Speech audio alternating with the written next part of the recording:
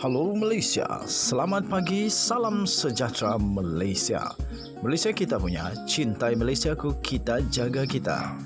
Sebelum kita mulakan berita hangat pada hari ini, untuk anda yang baru pertama kali, silalah untuk sudi tekan butang subscribe, like dan share.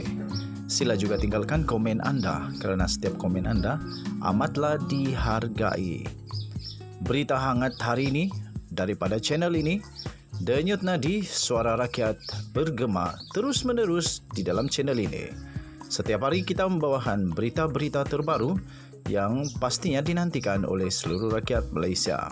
Kita akan mulakan berita kita. 1, 2, 3. Berita mula sekarang. Salam sejahtera Malaysia, selamat petang. Berita terkini.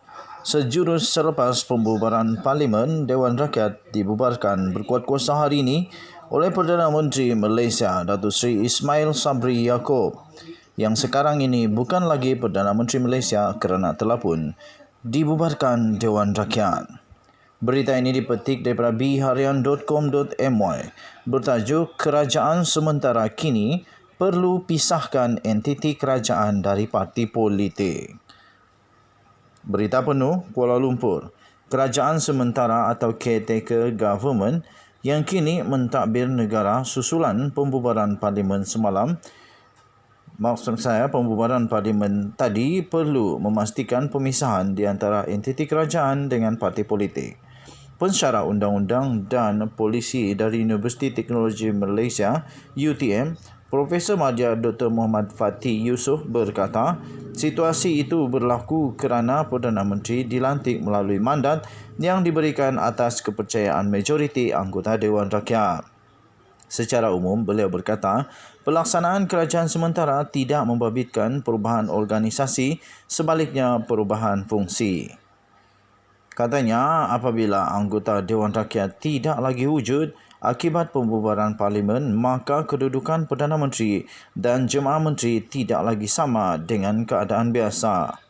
Sewaktu kerajaan sementara, anggota kabinet tidak tertakluk kepada pertanggungjawaban Dewan Rakyat, maka kuasa mereka perlu dihadkan, katanya di sini hari ini. Muhammad Fatih menegaskan sesuai dengan status kerajaan sementara ini, jentera kerajaan di semua peringkat tidak boleh terbabit dalam kempen politik kepartian. Katanya, penjawat awam tidak boleh diarah untuk menguruskan program yang boleh ditafsirkan sebagai tujuan meraih sokongan politik dalam tempoh tersebut. Malah premis milik dan media kerajaan hanya boleh digunakan jika semua parti mendapat peluang untuk memanfaatkannya secara adil, katanya lagi. Muhammad Fatih berkata, dalam tempoh ini, kerajaan hanya menjalankan tugas asasi seperti menjaga keamanan dan menguatkuasakan undang-undang, selain memantau pelaksanaan tugas harian jentera kerajaan sehinggalah pilihan raya umum PRU dapat dijalankan berjalan dengan jayanya.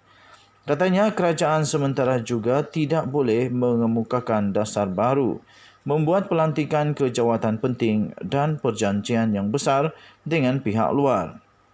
Katanya, sebenarnya konsep kerajaan sementara ini terbina atas 3 prinsip, iaitu konsep amalan pertanggungjawaban dalam sistem demokrasi berparlimen, keperluan untuk melaksanakan pilihan raya yang adil yang mana semua parti mempunyai peluang dan ruang yang seimbang. Selain itu, prinsip ketiga adalah amalan berkerajaan yang telus, amanah dan bersih daripada salah guna kuasa, salah guna harta, tenaga dan sumber milik awam untuk kempen politik. Ketiga-tiga prinsip ini amat penting dalam sebuah negara demokrasi, katanya lagi. Tegasnya lagi, tanpa amalan kerajaan sementara, berlakulah pencabulan demokrasi, pilihan raya yang berat sebelah dan penyelewengan sumber awam. Ini bermakna pemimpin kerajaan baik di peringkat persekutuan maupun negeri hanya boleh berkempen atas kapasiti parti, bukannya atas jawatan kerajaan. Program kerajaan pada semua peringkat perlu dikurangkan setakat yang boleh bagi mengelakkan salah guna jentera atau program kerajaan untuk mendapat pengaruh politik. Prinsip ini berdiri di atas logik bahawa program dan sumber kerajaan adalah milik awam dan ia boleh disalahgunakan untuk kepentingan persendirian, iaitu calon pilihan raya, katanya lagi. Ujar beliau lagi, kaedah itu sebenarnya dapat dilaksanakan dengan jayanya di negara demokrasi berparlimen yang lain. Katanya, kebanyakan dikuatkuasakan secara konvensyen atau amalan biasa tanpa terikat dengan peraturan tertulis. Sekian berita. Untuk mendapatkan berita yang lengkap, sila layari bharian.com.my. Bertarikh 10 Oktober 2022. Denyut Nadi Suara Rakyat terus bergema di channel ini. Jangan lupa tekan butang subscribe, like dan share. Kita jumpa lagi. Bye-bye.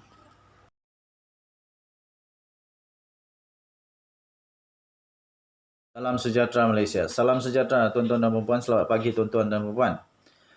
Memang betul lah, sekarang ini memang sangat heboh diperkatakan tentang apa? Tentang pilihan raya. Semua sudah mulai betul-betul sibuk dengan pilihan raya. Tiada parti yang tidak sibuk dengan pilihan raya sekarang. Mana-mana parti memang sibuk lah. Okay? Jadi walaupun ramai orang kata bubar besok lah, bubar tahun depan lah, tapi nampaknya memang bahang pilihan raya itu memang betul-betul ada tuan-tuan dan puan-puan. Setiap parti pun sudah mulai untuk mencongak siapakah calon-calon yang sesuai. Malah kalau di tempat kami ni, semua yang bakal-bakal calon yang dilihat sebagai ingin menjadi calon memang semuanya sibuk. Sibuk ikut inilah, menyanyi, karaoke lah, macam-macam lah. Macam-macam. Yang penting memang sibuk lah. Terbaru ini, UMNO Selangor pula mengejutkan Zahid Hamidi dan juga Ismail Sabri Yaakob. Tok Mat Hassan pun pasti terkejut. Semualah terkejut. Kenapa? Mereka mendahului memberikan senarai calon dalam masa terdekat ini. Siapa bakal calon di sana? Dan yang bagi senarai ini ialah Noh Omar. UMNO Selangor serah. UMNO Selangor serah senarai calon dalam masa terdekat, kata Noh Omar. UMNO Selangor akan menyerahkan senarai calon 22 bahagian parti. Parti itu yang bakal bertanding dalam pilihan raya umum PRU 15 kepada pemimpin tertinggi parti UMNO dalam masa yang terdekat. Demikian kata pengerusi perhubungan UMNO Selangor, iaitu Tan Sri Noh Omar, berkata senarai itu melibatkan 5 calon bagi setiap kawasan parlimen dan Dewan Undangan Negeri DUN di Selangor. Katanya sesetengah bahagian juga akan melibatkan 6 calon, termasuk penyandang kerusi yang sedia ada. Katanya kepada pemberita selepas merasmikan mesyuarat perwakilan wanita UMNO bahagian Tanjung Karang di Institut Pengurusan Peladang di IPP di Tanjung Karang hari ini. Sementara itu, Noh berkata beliau menyerahkan kepada pucuk pimpinan parti bagi menentukan UMNO bergerak secara solo atau sebaliknya. Jadi katanya kita sentiasa akur dengan arahan pucuk pimpinan. Kini hanya menunggu keputusan penuh pemimpin parti, pimpinan parti dalam menentukannya, katanya lagi.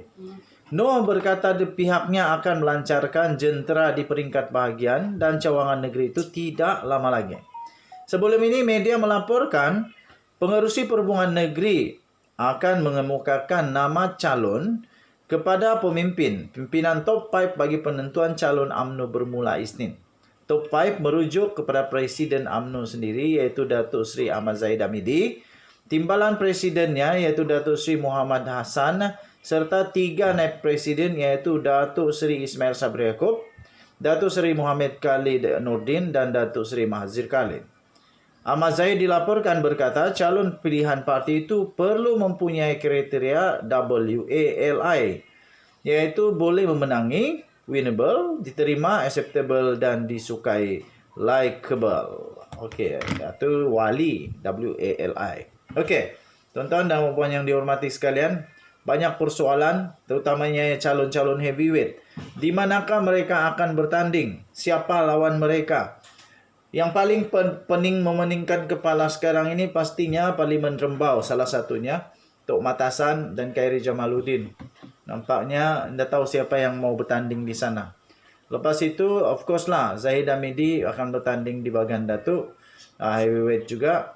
Dan menjadi tanda tanya seterusnya ialah Anwar Ibrahim mau bertanding di mana? Adakah dia masih di Port Dickson ataupun dia akan pergi ke tempat yang lain?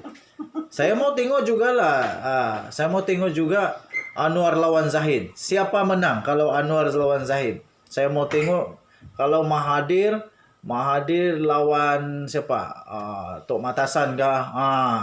Lepas tu Mat Sabu lawan Ahmad Maslan kah? Wah, ini baru best kita tengok nanti. Denyut Nadi Suara Rakyat bergema di channel ini. Bye-bye.